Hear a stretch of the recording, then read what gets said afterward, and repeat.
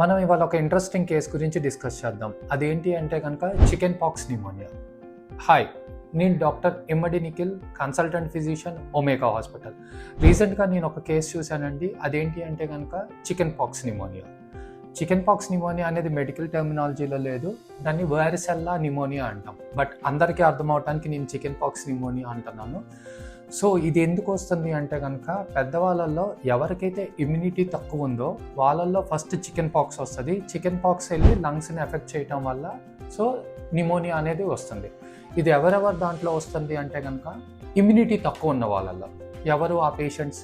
Sugar patients, cancer patient, kidney failure వాళ్ళు, kidney transplant patients, heart failure, అట్లనే HIV, pregnant ladies. వీళ్ళందరిలో ఏంటి అంటే కనుక కొంచెం ఇమ్యూనిటీ తక్కువగా ఉంటుంది.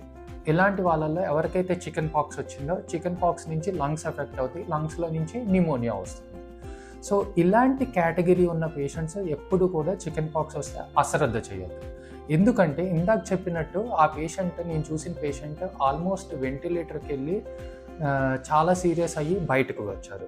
సో సింపుల్గా 24 to 48 అవర్స్లో చికెన్ పాక్స్ వచ్చిన తర్వాత మనం టాబ్లెట్స్ యూస్ చేసినట్టయితే ఇలాంటి డేంజర్ని ప్రివెంట్ చేసుకోవచ్చు.